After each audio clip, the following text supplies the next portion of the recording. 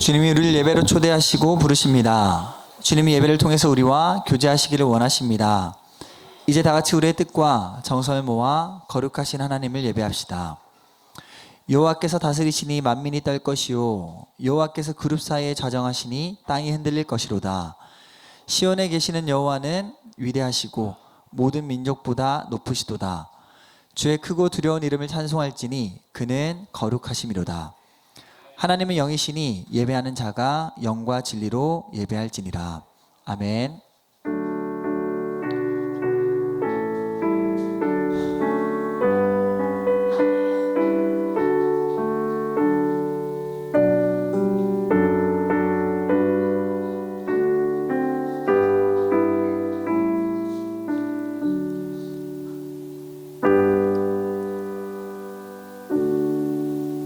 다 같이 사도신경으로 우리의 신앙을 함께 고백하시겠습니다.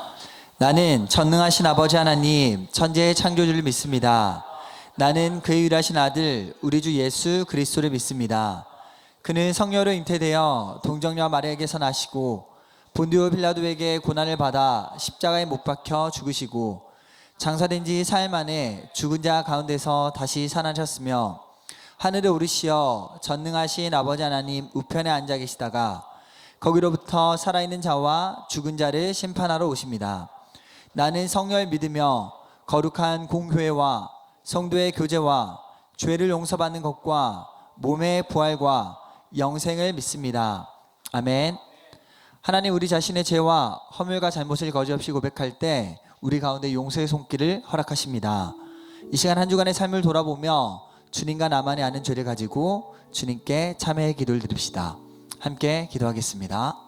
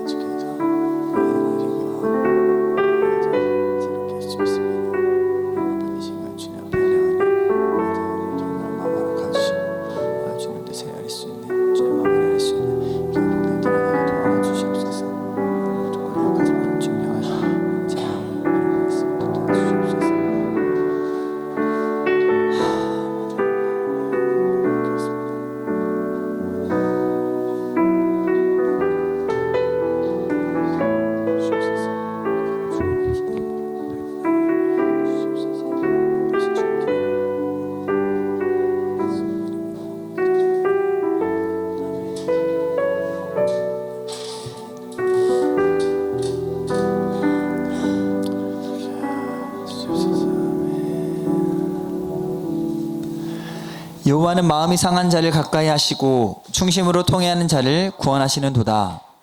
그러므로 이제 그리스도 예수 안에 있는 자에게는 결코 정죄함이 없느니라. 아멘. 오늘도 예배 가운데 오신 여러분들을 주님의 이름으로 사랑하고 또 축복합니다. 이 시간도 우리를 그들의 친밀한 사귐 가운데로, 친밀한 교제 가운데로 인도하시는 하나님 함께 찬양하였으면 좋겠습니다. 아멘.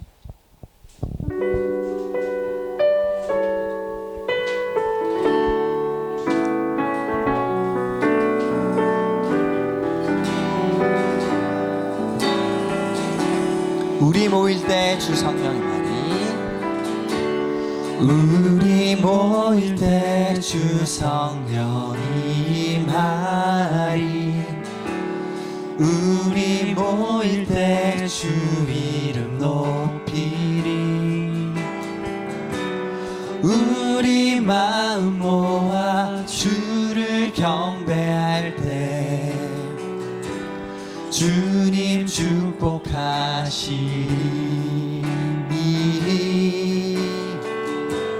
주님 축복하시니. 우리 한 번 더. 우리 모일 때 주 성령이 말이, 우리 모일 때 주 성령이 말이, 우리 모일 때 주 이름 높이리.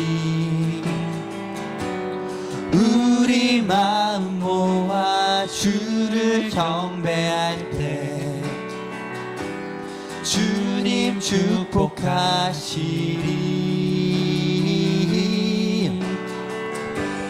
주님 축복. 우리 옆 사람 함께 축복하며 찬양할게. 우리 모일 때 주 성령, 우리 모일 모일 때 주 성령이 임하리.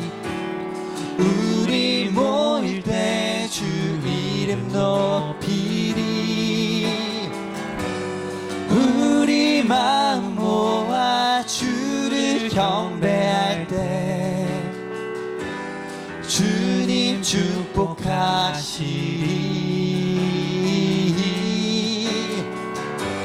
주님 축복하시리.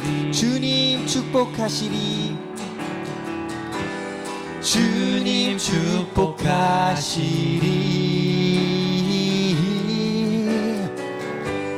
주님 축복하시리. 축복합니다.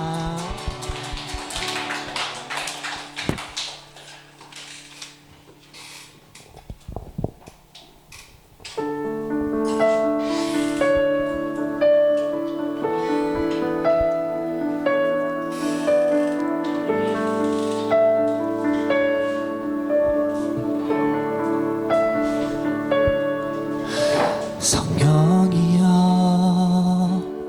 우리를 예수께로, 예수여 우리를 아버지께로, 아버지 우리를 예수께로, 예수여 우리를 성령께로, 성령이여 성령이여 우리를 예수께로,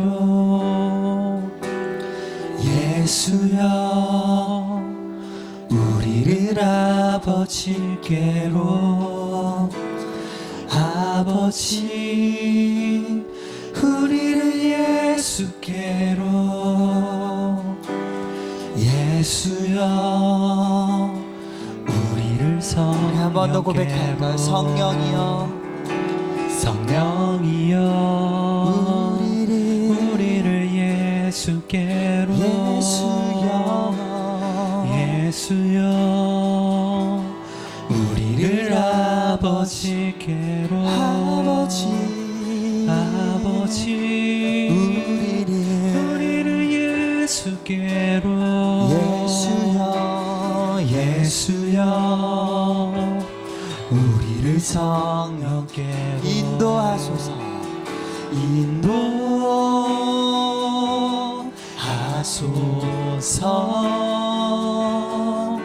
그 친밀한 사랑으로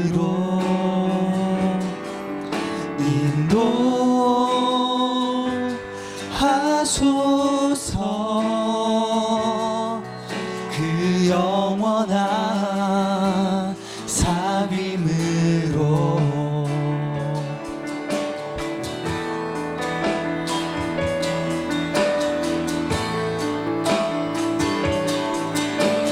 우리 마음 모아 다시 한번 성령이여 성령이여 우리를 예수께로, 예수여 우리를 아버지께로, 아버지 우리를 예수께로, 예수여 우리를 성령께로 인도하소서. 나를 인도하소서. 그 친밀한 사랑으로 인도하소서.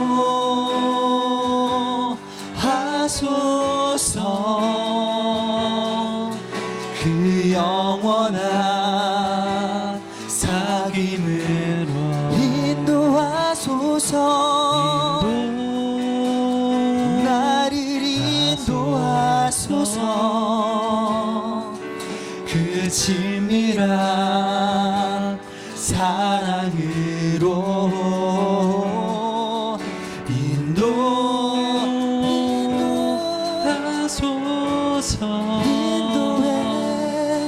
그 영원한. 우리 마지막으로 함께 고백할까? 인도하소서. 인도하소서.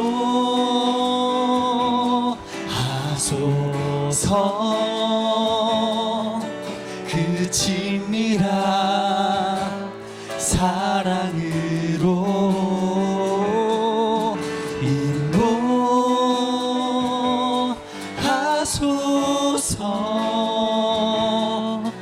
그 영원한 사귐으로.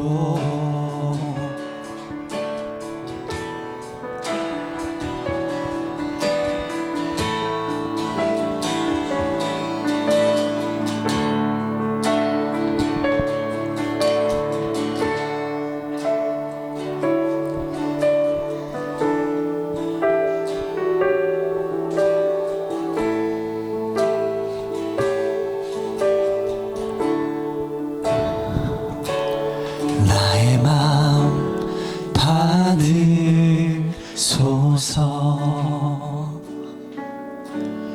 오셔서 주님의 저소 삼으소서.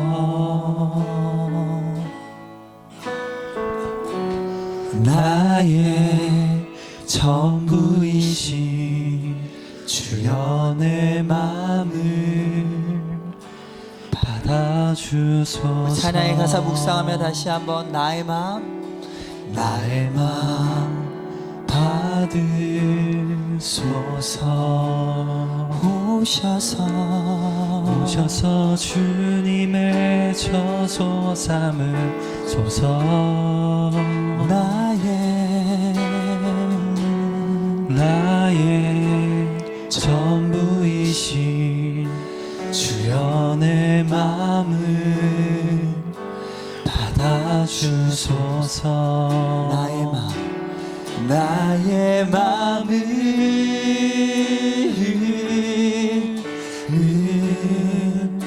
주님께 열었으니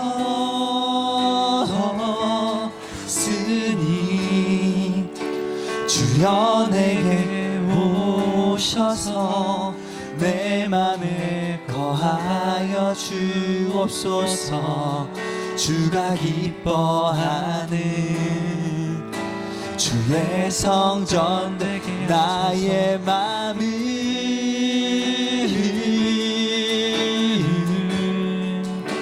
주님께 열었으니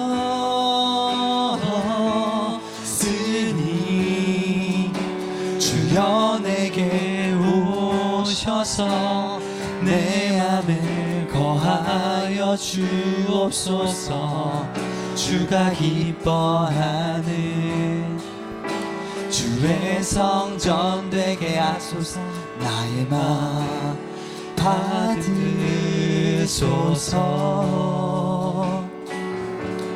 오셔서 주님의 저소 삼으소서. 나의 전부이신 주여 내 맘을 받아주소서. 나의 맘을 나의 맘을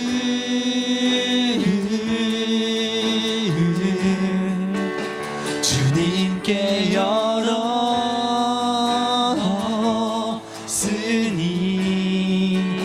주여 내게 오셔서 내 맘에 거하여 주옵소서.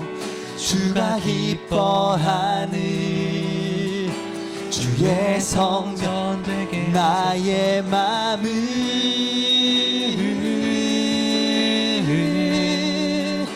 주님께 열었으니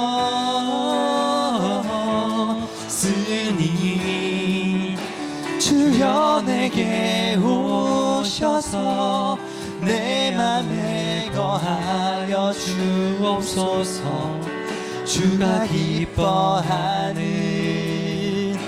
주의 성전 되게 하소서. 나의 맘 받으소서. 오셔서 주님의 처소 삼으소서.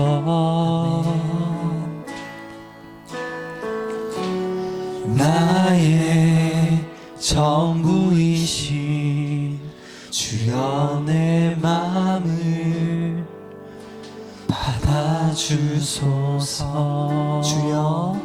주여 내 마음을 받아주소서. 주여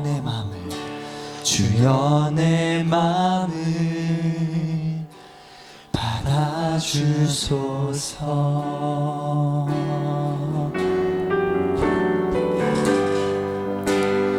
함께 예배 위에 기도하였으면 좋겠습니다. 이 시간 저희를 주님의 그 친밀한 교제 가운데로 인도하여 주시옵소서. 또한 그곳 가운데 저희 마음을 활짝 열고 저희 마음을 받아달라는 마음을 가지고 이 시간 함께 예배 가운데 참여하는 저희 모두가 되게 하여 주시옵소서. 성령님 저희 마음의 문을 여시고 저희 마음에 찾아오셔서 주님의 그 친밀한 교제 가운데서 가장 행복한 가장 기쁨 가득한 그 시간들을 누릴 수 있도록 허락하여 주시옵소서. 이 시간 함께 예배를 위해서 기도하며 나가겠습니다.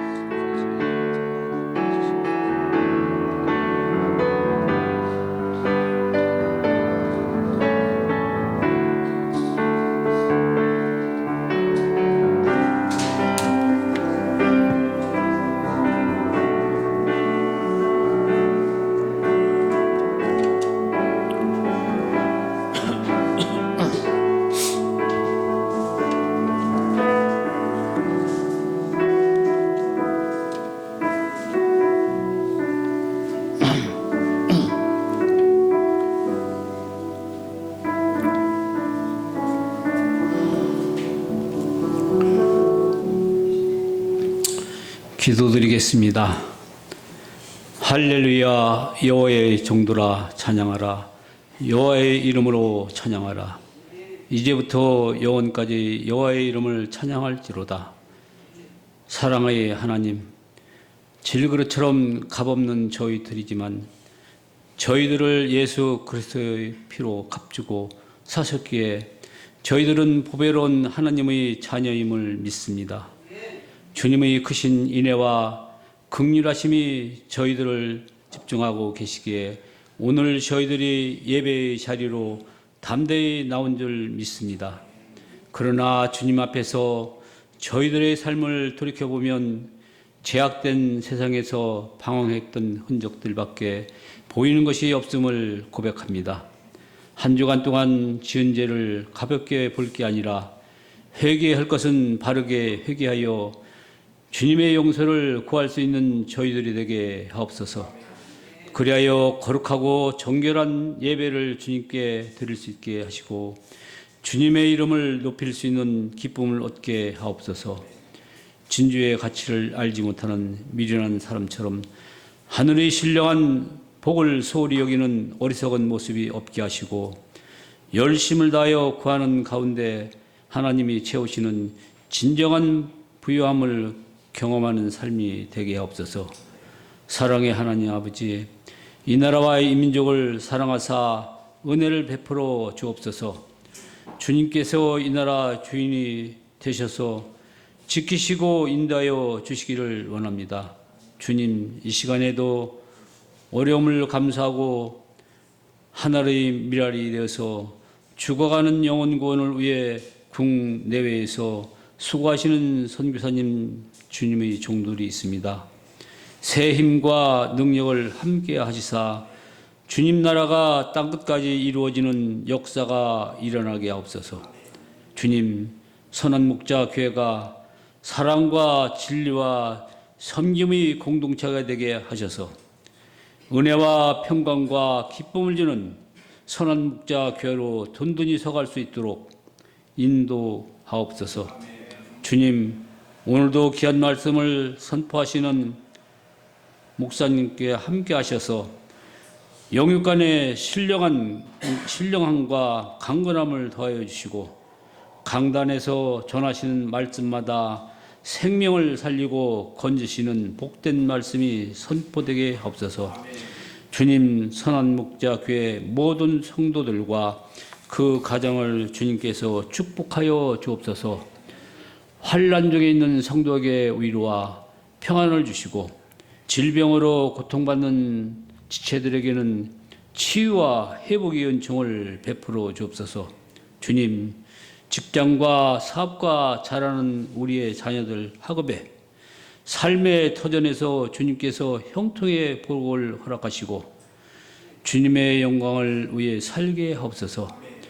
주님, 보이지 않는 곳에서 묵묵히 헌신하는 손길들을 주님께서 기억하시고 그들의 수고가 헛되지 않게 하시며 주님의 상급이 쌓이는 귀한 열매 맺게 하옵소서. 찬양으로 헌신하는 찬양단과 김강선 전도사님의 찬양을 기쁨으로 받아주시고 우리 모두 한 마음으로 주님께 영광 돌리게 하옵소서. 예배를 돕는 모든 손길들을 기억하시고 예배의 시종을 주님께 의탁하며 예수 그리스도의 이름으로 기도 드리옵나이다. 아멘.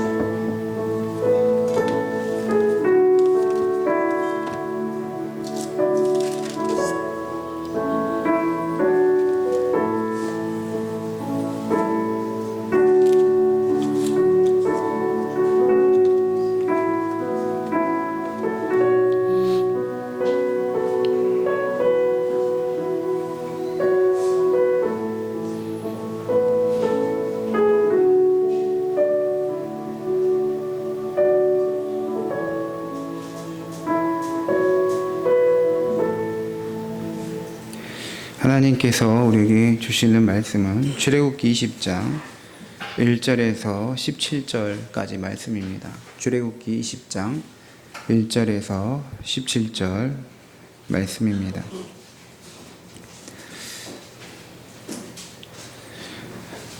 하나님이 이 모든 말씀으로 말씀하여 이르시되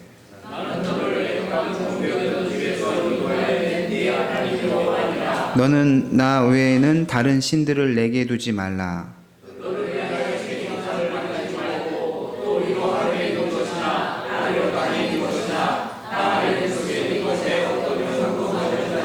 그것들에게 절하지 말며 그것들을 섬기지 말라. 나 내 하나님 여호와는 질투하는 하나님인즉 나를 미워하는 자의 죄를 갚되 아버지로부터 아들에게로 3, 4대까지 이르게 하거니와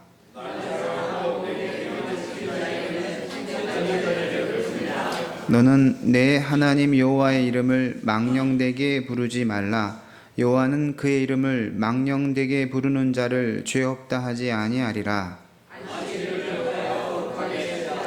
엿새 동안은 힘써 너의 모든 일을 행할 것이나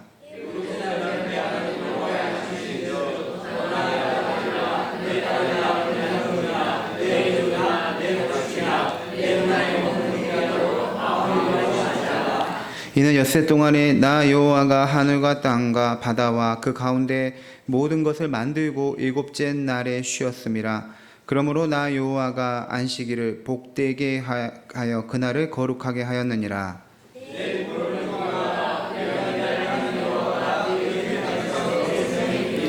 살인하지 말라. 도둑질하지 말라. 같이 읽겠습니다. 내 이웃의 집을 탐내지 말라. 내 이웃의 아내나 그의 남종이나 그의 여종이나 그의 소나 그의 낙이나 무릇 내 이웃의 소유를 탐내지 말라. 아멘. 이 시간에 김강선 전사님 찬양으로 하나님께 영광 올려드리겠습니다.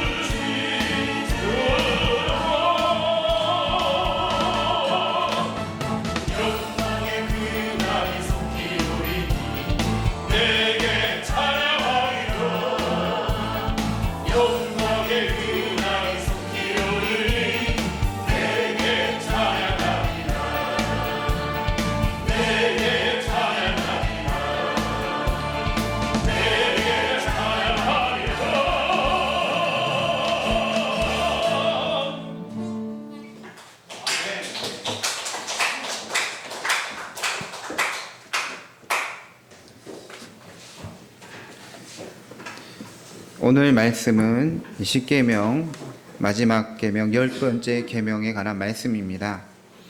우리가 10번째 계명을 들음으로써 1계명에서 이제 10계명 전체에 대한 말씀을 듣게 됩니다. 그런데 우리가 이 10번째 계명 10계명을 보면 약간 특이한 점을 찾을 수 있습니다. 너의 이웃의 집을 탐내지 말라. 내 이웃의 아내나 그의 남종이나 그의 여종이나 그의 소나 그의 낙이나 무릇 내 이웃의 소유를 탐내지 말라. 이웃의 집과 소유를 탐내고 실제로 그것을 행동으로 옮기면 무엇이 될까요? 바로 도둑질이 됩니다. 이웃의 것을 탐내고 그것 행동으로 옮기면 바로 그게 도둑질이죠. 이웃의 아내를 탐내고 실제로 그것을 행동으로 옮기면 그게 무엇이 되죠? 그게 바로 간음입니다. 그렇다면 굳이 이미 7계명에서 간음하지 말라라는 계명이 있죠. 또 8계명에서 도둑질하지 말라는 계명이 있는데도 왜 내 이웃의 집을 탐내지 말라, 내 이웃의 아내를 탐내지 말라는 계명을 별도로 주신 것일까요? 바로 이 사실에서 이 10번째 계명을 통해 기독교가 어떤 종교인가를 우리에게 깨닫게 합니다. 사람들은 간음하지 말라, 도둑질하지 말라를 실제로 행동으로 옮기지 않았다면 자신은 간음한 것이 아니고 도둑질하지 않은 것이다. 그래서 내가 계명을 지켰다라고 생각합니다. 그런데 속으로는 계속해서 탐심을 하고 있는 것이죠. 이웃의 소유에 대해서, 이웃의 재산에 대해서, 이웃의 아내에 대해서, 이웃의 남편, 이웃의 자식, 이웃의 종들을 계속 가지고 싶다. 내가 갖고 싶다. 이런 탐심을 하는 것입니다. 그런데 아직 이것을 행동으로는 못 옮긴 것이죠. 왜 행동으로 못할까요? 두려움이 있을 수 있습니다. 두려움. 도둑질하다 걸리면, 간음하다 걸리면 처벌을 받을 것인데, 그래서 못할 수도 있는 것이죠. 이 법에 용법이 있는데, 율법에 용법이 있는데 이 형벌에 대한 두려움을 줍니다. 그게 용법이에요. 법을 어겼을 때 형벌을 받는다, 벌금을 낸다, 어떤 징역을 산다, 이런 게 두려움을 줘서 그 법을 어기지 못하게 할 수 있는 것입니다. 그런데 만약에 어떤 상황에서 나의 범죄가 들키지 않을 것이라는 확신이 든다면, 소위 완전 범죄가 된다라고 그게 된다면 시도를 하겠죠. 그래서 10번째 계명은 단지 아직 행동으로 범죄하지 않았다고 해서 문제가 되지 않는 게 아니라는 것을 우리에게 말하고 있는 것입니다.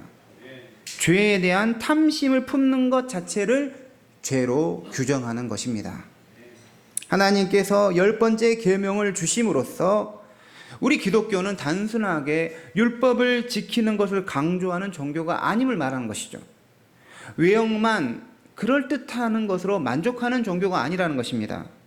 바로 내면, 마음을 강조하는 것이죠. 법과 윤리는 겉으로 드러난 행동만을 문제 삼지만 하나님은 우리의 영혼 자체, 영혼의 중심, 마음과 근원에서부터 죄가 되는 것을 애초에 품지 말아야 한다라고 말씀하고 계시는 것이죠. 10번째 계명은 먼저 내 이웃의 집을 탐내지 말라라는 말로 시작합니다.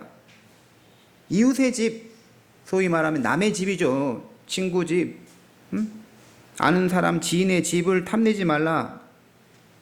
제가 어렸을 적에 이렇게 집을 구별할 때 양옥집하고 한옥집을 구별했습니다. 그래서 양옥은 서양식 집이고 한옥은 한국식 집인데, 그래서 양옥집을 살면 부잣집에 산다 이런 게 있었죠. 그리고 더 예전에는 이제 기와집이냐 초가집이냐 이걸로 이제 구별하는 것이죠. 집이 좋다 안 좋다를 구별했습니다. 지금은 집이 주택이냐 빌라냐 아파트냐 뭐 여러 방식으로 구별을 하겠죠. 이웃의 집을 탐낸다는 것은 다른 더 좋은 집에 살면 좋겠다는 생각을 하는 것이죠. 아 정말 나도 친구 집 그런 집에 살면 좋겠다 이런 생각을 지속적으로 하는 것입니다. 집뿐만 아니라 이 지역도 여기선 포함이 됩니다. 다른 이웃의 그 지역을 탐내는 것이죠. 그 지역은 인프라가 잘 갖춰졌다. 학군이 정말 좋다.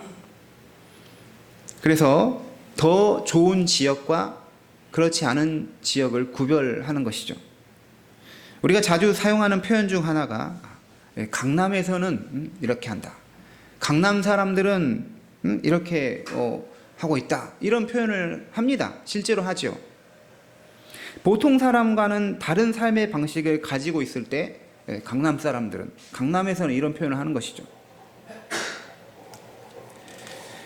또한 내 이웃의 아내를 탐내지 말라라고 십계명에서 말하고 있습니다.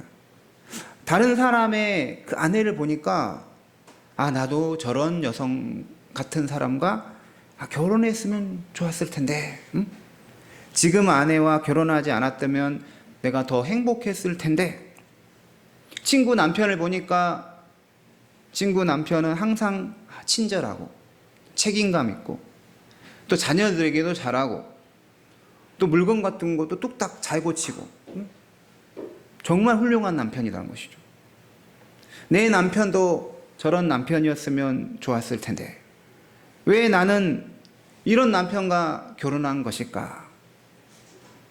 이 십계명에는 아내만 나와 있는 것이지 사실은 그 아내 안에는 당연히 남편도 포함되고 자식도 포함될 수 있는 것이죠.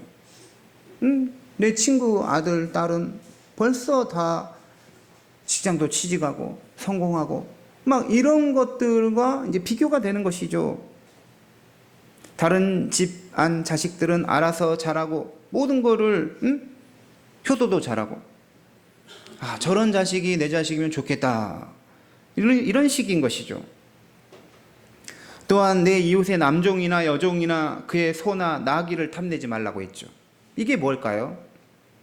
이것은 이 소유에 대한 탐심입니다. 아, 내 차는 상태가 별로다.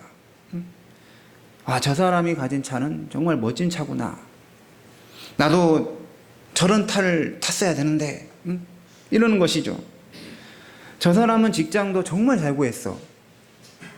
오라벨도 지켜주고 연봉도 세고 반면에 내 직장은 일은 많고 월급은 쥐꼬리만 해. 이런 식으로 비교를 하는 것입니다. 저기 가족은 이번 휴가를 미국으로 갔다고 하고 작년에는 유럽에 갔다 왔다 하고 우리 가족은 휴가를 좋은 곳으로 가지 못한다. 그러면서 뭔가 비교당하고 불행해진다고 느끼는 것입니다. 더구나 이런 탐심은 일상적인 것뿐만 아니라 신앙생활에서도 찾아올 수가 있는 것이죠. 교회 생활에서 찾아올 수 있는 것입니다. 다른 교회랑 비교를 하는 것이죠. 자기가 신앙생활하는 교회를. 우리 교회는 뭔가 문제가 더 많은 것 같아. 저기 교회를 보니까 되게 좋은 교회 같아. 저기 교회를 보니까 목사님도 훌륭한 것 같고 저기 성도님들은 다들 뭔가 있어 보이고 우리 교회는 아닌 것 같고 이런 식으로 막 비교를 하면서 신앙생활에서조차도 탐심을 하는 것입니다. 또 마지막으로 무릇 내 이웃의 소유를 탐내지 말라. 여긴 거는 이 소유라는 건 물건 같은 것보다는 그 사람 자체죠. 저 사람 진짜 똑똑해. 나도 저 사람처럼 똑똑하게 태어났으면 좋겠는데 나도 저 사람처럼 막 운동을 잘했으면 좋겠는데 나도 저 사람처럼 얼굴이 잘생겼으면 얼굴이 예쁘면 좋았을 건데 저 사람처럼 피부가 좋으면 좋았을 텐데 나는 왜 이렇게 강하지 못하지? 왜 이렇게 약하지? 나는 의지박약인가? 저 친구는 한번 마음먹은 거 끝까지 해내는데 나는 뭘까? 이상으로 말한 것은 이 10번째 계명을 우리 현실에 적용해 보는 것입니다. 방금 말한 내용들은 무엇이 문제일까요? 사실 그렇습니다. 다른 사람들의 소유를 우리가 눈여겨 살펴보는 것 자체가 문제가 되는 건 아닙니다. 다른 사람 보면서 자기도 욕심을 가져보고 또 의욕을 가져보는 게 문제가 되는 게 아니죠. 문제는 내가 없는 것을 다른 사람이 가지고 있는 것을 봤을 때 그것을 자신의 불행으로 느낀다는 거예요. 그로 인해 하나님이 나에게 베푸신 것이 있는데도 불구하고 불만과 만족을 못하는 것이죠. 다른 사람이 가지고 있는 것에 대해서 질투하고 그것과 끊임없이 비교하고 불행하다고 스스로 느끼는 것입니다. 이게 바로 탐심이라는 거예요. 사람은 누구에게나 목표가 있고 그 목표를 이루며 성취라는 것을 합니다. 이런 것은 필요한 것입니다. 성취의 경험이 우리에게 소중하죠. 정당한 목표를 추구하는 것 자체가 죄가 되는 건 결코 아닙니다. 하지만 탐심은 다르다는 것이죠. 탐심은 부당한 욕심을 말합니다. 부적합한 욕망이죠. 하나님이 주신 것으로 기본적으로 만족하지 못하고 자기 욕심을 끊임없이 채우려는 게 바로 탐심인 것입니다. 그래서 우리는 이것을 구별해야 되는 것이죠. 탐심하지 말라는 말씀이 그냥 의욕도 없이 살아라, 목표도 없이 살아라는 것이 아닙니다. 탐심은 뭔가를 성취해도 끊임없이 욕구 불만이 생기고 만족함이 없는 상태를 말하는 것입니다. 끊임없이 비교하고 다음 단계로 올라가도 거기서도 만족하지 못하고 또 올라가야 된다고 생각하고 여전히 불안한 것이죠. 그게 바로 불행인 것이죠. 재산도 그렇습니다. 돈을 아무리 많이 벌어도 나보다 부자는 언제나 있습니다. 우리나라에서 제일 부자는 이재용 삼성전자 회장이라고 하죠. 재산이 45조 정도 이렇게 있다고 합니다. 정말 상상할 수 없는, 보통 사람 상상할 수 없는 금액이죠. 사람들이 아무리 돈을 많이 벌어도 뭐 그 정도를 할 수가 없죠. 그래서 이재용 회장만 인생이 행복한 것이고 그 밑으로는 막 불행한 것인가?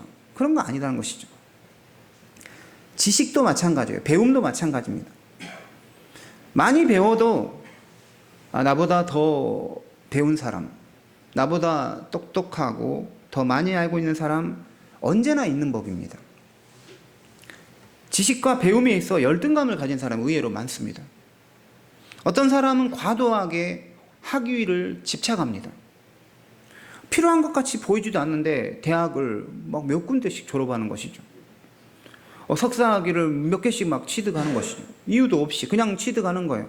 내가 이걸 해야지만이 뭔가 있어 보이고 나답게 느껴지고 이렇게 하기 때문에 계속 공부를 하는 것이죠. 지난 주 중에 화요일 날 수요일에 제가 섬기고 있는 학술대, 온신학 여름 학술대회가 있었습니다. 1박 2일 동안 있었는데 거기서 이제 전 총장님, 장신대 전 총장님, 김명 총장님이 어떤 이제 과학과 이 신앙, 기독교 신앙을 서로 연결하는 그런 이 논문을 발표를 했습니다. 들으면서 이제 이분은 이제 총장님은 영문학을 전공했어요. 그리고 신학을 했어요. 과학자는 아니죠. 근데 과학에 대한 내용들을 이제 많이 이제 그 언급을 하는데 궁금하더라고요. 과학자들은 이걸 어떻게 평가할까? 근데 저녁 식사하는데 제 옆에 서울대학교 화학과 교수님이 이렇게 은퇴 교수님이 앉아 계셨어요. 그 앞에는 울산대학교 은퇴 교수님이 물리학 전공을 하신 거예요. 그래서 잘 됐다 생각해서 이 총장님의 이 논문에 대해서 이제 제가 물어보면서 대화를 나누는데 깜짝 놀랐어요. 굉장히 겸손하시더라고. 자기 잘 모른대요. 이분이 더 똑똑하시다. 이분이 더 많이 알고 있대, 교수님이. 아니, 평생 화학을, 물리를 전공한 교수님은 자기 분야만 알고 있대. 총장님은 이것저것 많이 해가지고 나보다 더 많이 알고 있다. 그러시는 거예요. 그러면서 또 저는, 질문이 생기더라고요. 어떤 질문이냐면, 과학을 연구하면 많이 연구할수록 이 하나님이 발견이 되는가, 이 과학에서. 과학의 법칙과 어떤 학문을 하면서 하나님이 살아계시는 게 보이냐고 물어봤죠. 그랬더니 하시는 말씀이, 그러면 과학은 기본적으로 이 법칙을 증명하고 뭔가 이런 학문의 방법을 사용하는데, 하나님이 만약에 과학에 의해서 증명이 된다면 그럼 유물론에 빠진다. 물질의 세계에 빠질 수밖에 없다는 거죠. 결국은 신앙의 문제라는 것이죠. 믿음의 문제라는 거죠. 그 믿음은 하나님이 주셔야 된다는 것이죠.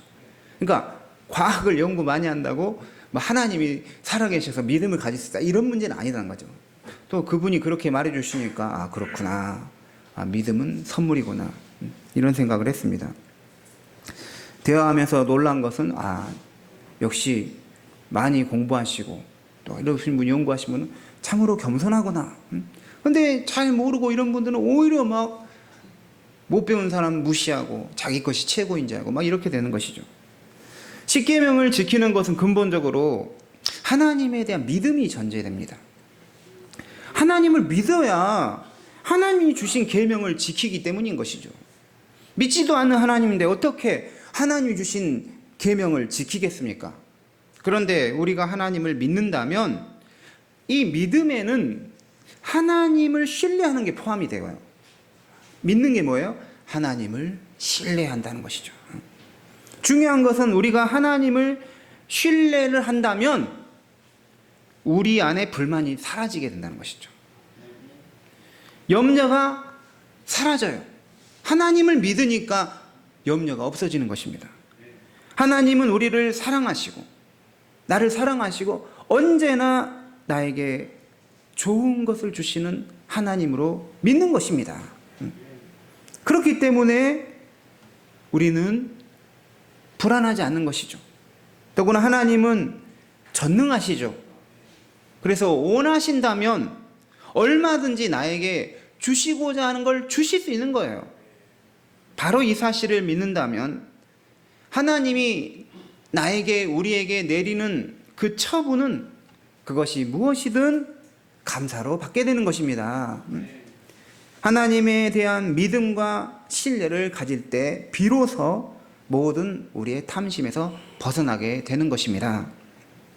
따라서 하나님께 대한 신뢰보다는 염려와 걱정을 하게 되면 거기서 탐심이 자라나는 것입니다.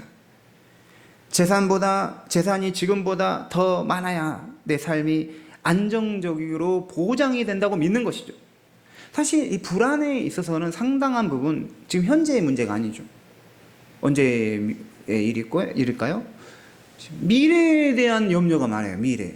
현재는 그럭저럭 살만한 거죠. 하지만 이 삶이 계속 유지될 수 있을까? 제가 학위를 이제 프랑스에 갔을 때 처음에 유학할 때는 과연 내가 박사 학위를 다 끝낼 수 있을까? 이게 좀 불안했죠. 걱정이 됐어요. 근데 열심히 공부하고 하나님 은혜로 이제 실제로 다 끝나가지고 이제 논문이 이제 박사 심사가 잡혀요. 그때부터 갑자기 이제 고민이 바뀌게 되더라고요. 애들은 셋이나 되는데 나 한국에 돌아가서 뭐 먹고 사나? 이게 이전까지는 프랑스에서 내가 이길 수 있을까? 끝까지 할 수 있을까였는데 다 끝나가니까 이제 앞으로 어떻게 하지? 심지어 그때 초등학교 1학년 다니는 시은이가 있는데 대학교 나쁘면 어떻게 해야 되나? 아니 가지도 않았어요. 한국으로 가지도 않았는데 그것까지 다 걱정을 순간적으로 떠오르는 거예요. 그러니까 너무 막 무겁더라고요. 그러면서 그리고 한국에 돌아가서 내가 뭘 해야 될지를 막 걱정을 하는데 깨닫는 게 있었어요. 내가 여기서 아무리 노력해봤자, 아무리 걱정해봤자 바꿀 수 있는 게 하나도 없더라고요. 그냥 감사하게 오늘 하루를 살아가자. 여기 잘 마무리하자. 그랬더니 하나님께서 또 길을 열어주시고 또 사역을 열어주시고 또 자녀들의 길을 열어주시더라고요. 하나님께서 다 때가 되면 알아서 하시는데 미래까지 내가 다 해보려니까 이게 현재 불안으로 나에게 다가오는 것입니다.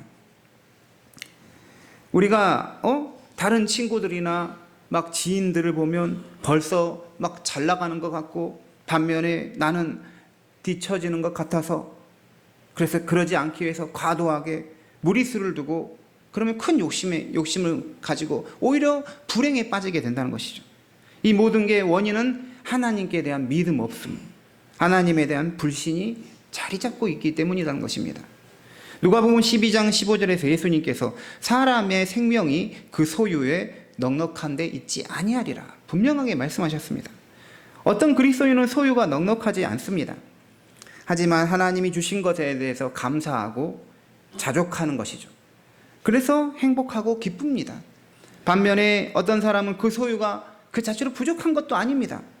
하지만 더 안정적이고 더 풍요롭고 더 보장받는 삶을 위해서 이게 부족하다고 느껴지는 것입니다.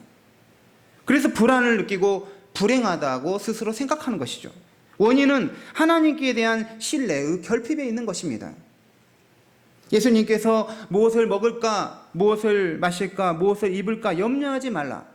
공중에 나는 새들도 들에 핀 백합화도 다 하나님께서 돌보시는데 하물며 너희일까 보느냐. 풀들도 미물인 새들도 하나님께서 다 이렇게 먹이시고 입히시는데 왜 자녀인 너희들이 걱정하고 근심하느냐라고 하는 것이죠. 모든 염려를 하나님께 맡기고 오직 하나님의 나라와 의를 구하면 필요한 모든 것을 다 주신다는 것입니다. 이걸 믿고 사는 게 그리스도인인 것이죠. 그러므로 탐심은 왜 생기는 것일까요? 탐심은 관심과 연관이 돼요. 나의 관심. 자신의 관심이 어디에 있느냐에 따라서 탐심이냐 아니냐가 결정이 되는 것이죠. 탐심은 자기 관심을 하나님에게서 다른 곳으로 향해 있을 때 탐심이 오는 것입니다. 우리의 관심이 하나님이 아닌 것을 하나님 대신에 마음속에 모실 때 거기에서 부당한 욕심인 탐심이 생기는 것입니다. 똑같이 공부를 해도 하나님을 관심에 두고 공부하면 탐심이 아니라 하나님 안에서 은혜로 학업을 하는 것입니다. 반면에 하나님을 자기 관심에 두지 않고 학업을 하게 되면 공부하면 그 공부에서도 탐심이 생기는 것이죠. 끊임없이 불만과 불평이 쏟아지는 것입니다. 환경에 대한 원망이 생기겠죠. 또 자기 머리, 나는 왜 이렇게 똑똑하지 못할까? 이런 데서 또 생길 수 있는 거죠. 똑같이 사업을 해도 하나님을 관심에 두면 사람 만나는 것도 다 하나님에게 섭리와 은혜로 해석을 하는 것이죠. 사업을 따내는 이 모든 것에도 하나님의 은혜의 손길을 경험하게 됩니다. 이익과 손해에 대해서 크게 예민하지 않게 되는 것이죠. 하나님이 아닌 것에 관심이 향하게 되면 두려움에 빠지게 되고 사소하고 작은 일에도 벌벌 떨게 되는 것입니다. 똑같이 옷을 사서 입어도 하나님께 관심을 두고 나면 쇼핑을 해도 달라져요. 자기의 재정이 가능한 수준에서 필요한 것을 소박하게 사서 입고 그것을 충분히 누릴 수 있는 거예요. 하지만 하나님을 관심에 두지 않은 상태에서 쇼핑을 하게 되면 자기의 재정 상태에서 벗어난 것에 욕심을 가지게 되고 재정 상태가 좋지 않은 것에 대해서 괜히 원망이 되는 것입니다. 사도 바울은 골로새서 3장 5절에서 그러므로 땅에 있는 지체를 죽이라 곧 음란과 부정과 사욕과 악한 정욕과 탐심이니 탐심은 우상 숭배니라 이렇게 말했어요. 탐심은 정말 하나님을 대신은 하는 막강한 악한 영적 세력이라는 것이죠. 하나님이냐 우상이냐는 결국 하나님으로 만족하고 감사하느냐, 하나님 대신에 다른 것을 끊임없이 찾고자 하는 걸로 귀결이 된다라는 것이죠. 탐심이라는 게 물질적인 것도 있지만 꼭 물질적인 것, 세상적인 것만 해당되는 게 아닙니다. 영적인 것에 있어서도 얼마든지 탐심할 수 있는 것이죠. 고린도 교회 같은 경우는 은사에 대해서 탐심하는 성도들이 있었습니다. 은사를 서로 비교하고 누가 더 높네, 낮네, 영적인 수준을 따지는 것이죠. 이런 것은 신령한 것을 육적인 것으로 만들어 버리는 것이죠. 탐심은 이 목회자에게도 나타날 수가 있는 것이죠. 다른 목회자를 보면 말씀을 너무 잘 전하고 영향력도 큰 것이죠. 나 같은 목회자는 그런 목회자는 될 수가 없다. 난 죽었다 깨어나도 저렇게 할 수는 없다라고 생각이 들죠. 그런데 바로 여기서 탐심이냐 아니냐를 결정하는 것은 탐심이 아닐 때는 하나님께서 저렇게 귀한 목사님을 세우셨구나. 저런 목사님을 통해서 하나님께서 일하시고 계시는구나. 그걸 인정하게 되죠. 반면에 탐심을 가지게 되면 나는 뭔가 열등감에 빠지게 되고 괜히 그 사람 시기하게 되고 질투하게 되는 것이죠. 그래서 무슨 안 좋은 일 있으면 잘 돼버렸다. 이렇게 생각하는 것이죠. 우리는 사실 자신의 행복을 자신보다 더 불행한 사람과 비교해서 너가 그래도 형편은 괜찮은 거야. 응? 너는 그래도 행복한 거야. 이런 식으로 위로하려는 경향이 있어요. 응? 나보다 어려운 형편에 있는 거 보면 그래도 너는 괜찮은 거다. 이 정도면 낫다. 이런 것도 어떻게 보면 숨겨진 탐심인 것이죠. 왜 나보다 불행하다고 규정하는 것 자체가 탐심을 가진 생각인 것이죠. 그 사람은 사실 충분히 감사하고 행복할 수 있는 거예요. 나보다 형편이 안 좋고 환경이 안 좋다고 해서 불행하다라는 생각은 잘못된 생각인 것이죠. 너보다 형편 어려운 사람이 있기 때문에 너는 그것으로 감사해라. 가만히 생각해보면 되게 웃긴 거예요. 이 말은 너보다 형편 더 좋은 사람이 있으면 너는 그것으로 인해서 불만족하고 불행해야 된다. 똑같은 것이죠. 탐심은 비교를 통해서 오지만 감사와 만족은 하나님 안에서 주어지는 것입니다. 오늘 10계명 마지막 계명, 내 이웃의 집을 탐내지 말라.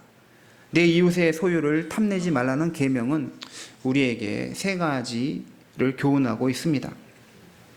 첫째는 비교를 멈추고 하나님이 나에게 주신 것을 감사하라고 우리에게 교훈합니다. 탐심은 비교에서 보통 시작되기 때문인 것이죠. 다른 사람의 집, 직장, 배우자, 자녀, 재산, 외모, 능력, 교회, 심지어 신앙과 은사까지 비교하면서 왜 나는 저러지 못한가 라고 생각할 때 하나님이 이미 나에게 주신 것을 하찮게 여기게 되는 것이죠. 남의 것을 계속 바라보는 습관을 줄이고 하나님이 주신 내게 주신 은혜를 알고 그것을 누려야 하는 것입니다. 감사는 탐심을 제거하고 비교의 악순환을 끊게 합니다. 둘째는 안전을 소유와 성취가 아니라 하나님께 두라고 우리에게 교훈하고 있습니다. 탐심의 뿌리에는 불안이 도사리고 있습니다. 돈이 더 있어야 안전할 것 같고 더 좋은 집과 직장과 학벌이 있어야 뒤처지지 않을 것 같고 더 많은 성취가 있어야 인정받을 것 같다는 것이죠. 그러나 예수님께서는 사람의 생명이 그 소유에 넉넉한 데 있지 아니한다라고 말씀하셨습니다. 이것이 정말 필요한가? 아니면 불안 때문에 붙잡으려는 것인가를 우리가 점검해야 한다는 것이죠. 소비나 또 투자나 직장을 선택하는 것, 또 자녀를 교육하는 것, 진학하는 것, 또 사업하는 것에서도 뭔가 더 가져야 안심된다는 생각보다는 우리가 하나님의 돌보심을 신뢰해야 한다는 것이죠. 마지막으로 내 욕망의 중심에 무엇이 있는지 언제나 우리가 점검해야 함을 교훈하고 있습니다. 탐심은 우상숭배라고 했습니다. 결국 문제는 돈이나 집이나 학업이나 성공 자체가 아니라 그것이 하나님보다 더 중요한 자리를 차지하는 데 있는 것이죠. 공부도 사업도 목회도 은사도 하나님을 향하면 감사와 섬김의 도구가 되지만 하나님을 대신하면 탐심하로 되게 되는 것이죠. 우리는 기도하면서 내 마음을, 자신의 마음을 점검할 줄 알아야 돼. 기도를 통해서 내 마음이 중심이 어디 있는지, 실체가 무엇인지를 살펴야 한다라는 것이죠. 그러니까 기도를 탐심의 도구로 사용하면 안 돼요. 기도를 통해서 탐심을 제거할 수 있도록 하나님 앞에서 순수하게 나를 바라볼 수 있어야 되는 것이죠. 사랑하는 성도님들, 비교하지 말고 감사하시기를 바랍니다. 자신의 소유로 인해서가 아니라 하나님으로 인해 안정을 누리시기를 바랍니다. 우리의 관심을 하나님께 온전히 두시기를 바랍니다. 기도하겠습니다. 하나님 아버지, 오늘 이 자리에 있기까지 주님의 베풀어 주신 은혜를 감사드립니다. 또 만족합니다. 기쁘고 행복합니다. 내가 예수님 알고 구원받은 것으로서 나에게 어떤 환경이 주어지든 상관없이 너무나 기쁘고 감사합니다. 이런 믿음으로 우리에게 주어진 것들을 기쁨으로 해결하고 나아갈 수 있도록, 또 우리 성도님들 삶의 자리에서 하나님의 도우심 가운데 성취하는 또 경험도 할 수 있도록 목표를 이루면서 앞으로 전진해가는 우리 성도님 모두 되게 하여 주옵소서. 예수님의 이름으로 기도드립니다. 아멘. 찬송가 261장 찬송하시면서 하나님께 봉헌하겠습니다.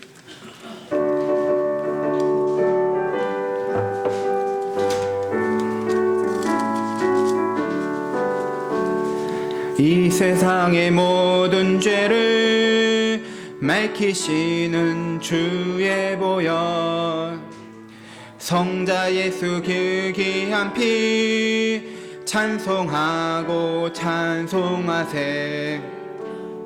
주님 앞을 멀리 떠나 길을 잃고 헤맬 때에 나의 뒤를 따라오사 친히 구원하셨도다. 흰 눈보다 더 주의 흘리신 보혈로 이게 씻어 주옵소서. 가시관을 쓰셨으니 피로 얼굴 물드셨고, 십자가의 모진 고통 나를 위해 당하셨네.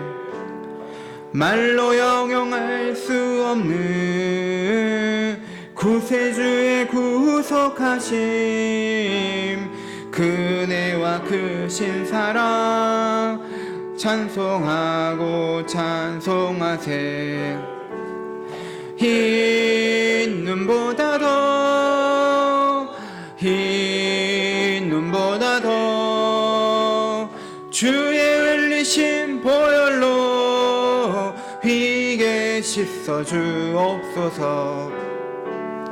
아버지를 멀리 떠나 바른 길을 저버리고 여러 가지 죄악으로 주원같이 되었으니 물 같은 것 가지고는 씻을 수가 아주 없네. 주여 귀한 보배 피로 날 정결케 하옵소서. 흰 눈보다 더 주의 흘리신 보혈로 희게 씻어 주옵소서. 아멘. 은혜의 하나님 감사드립니다. 때마다 일마다 필요한 것으로 공급해 주시는 아버지 하나님이십니다. 받은 복을 세어보라 하셨습니다. 하나님, 우리가 주님께 받지 아니한 것이 무엇이 있습니까? 받은 거에 대하여 진정으로 하나님께 감사하며 영광을 올리는 우리 성도님 모두 되게 하여 주옵소서. 우리가 선한 목자 교회를 주님께서 세워주셨으니 이 교회를 통하여 우리가 함께 믿음 생활하게 하신 것 감사합니다. 우리 교회를 정말 천국의 모형으로서 하나님께서 세워주셨으니 모든 성도님들이 예배를 드림으로 인해서 성령 안에서 거룩해지고 정화되게 하여 주옵소서. 하늘에 소망이 생기게 해주시고 낙심하고 절망할 때도 다시 일어서는 힘을 더하여 주옵소서. 주님께서 넘어진 자를 다시 붙들어 일으켜 세워주십니다. 사람의 위로와 격려는 한계가 있습니다. 하지만 성령님께서 우리에게 주시는 위로와 힘은 또한 우리가 세상을 다시 살아가게 힘을 하는 것으로 작용을 합니다. 그 은혜로 그 믿음으로 살아가게 하여 주옵소서. 하나님, 우리가 감사하여 주님께 예물을 드립니다. 우리의 소유를 주님께 일부를 드립니다. 하나님, 기쁨으로 받아주시고 흠양하여 주시고 이 소유를 이 봉헌을 축복하여 주셔서 하나님께서 우리 주님 안에서 품는 모든 소원들이 우리 성도님들 다 이루어질 수 있도록 은혜 내려 주시옵소서. 건강도 하나님께서 지켜주셔서 질병 가운데 노임이 자유롭게 하여 주옵소서. 하나님, 가정에 기도 제목이 있습니다. 주 안에서 기도할 때마다 주님께서 다 들어주시고 피할 길을 예비하여 주시고 앞길을 열어 주옵소서. 하나님, 무엇보다도 우리 자녀들과 우리 성도님들 다 믿음이 있게 하여 주시옵소서. 그 믿음으로 인하여 신뢰를 하나님께 가지게 하여 주옵소서.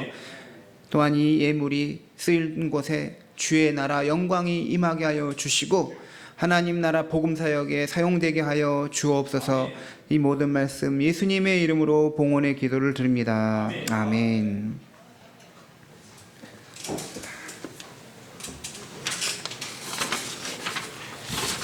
네, 교회 소식 안내하겠습니다. 같이 인사하겠습니다. 탐심에 빠지지 맙시다. 네, 자족합시다. 기도하고 노력합시다. 감사합니다. 이제 다 이번 주나 지난주나 이번 주에 새로운 또 학기가 시작됩니다. 자녀들의 그 또 믿음과 학업을 위해서도 우리 성도님들 기도해 주시기 바랍니다. 우리 다 같이 일어나셔서 파송에 찬양하겠습니다.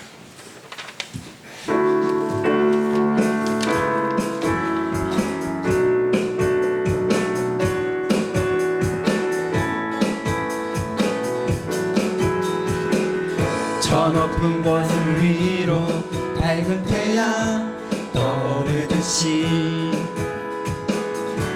난 주저앉지 않으리. 어떤 어려움에도 주의 길을 선택하리. 그 가운데로 걸으리. 주님을 크게 보는 믿음 가지고 세상에 나타내리라. 놀라운 주의 사랑을.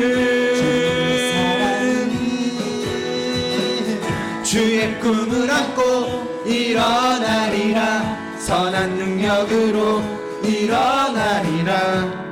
이 땅의 부흥과 회복은 바로 나로부터 시작되리. 주의 꿈을 안고 일어나리라. 선한 능력으로 일어나리라.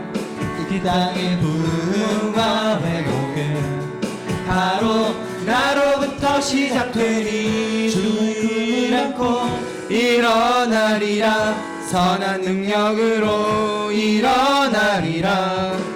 이 땅의 부흥과 회복은 바로 나로부터 시작되리. 주의 꿈을 안고 일어나리라. 선한 능력으로 일어나리라. 이 땅의 부흥과 회복은 바로 나로부터 시작되리.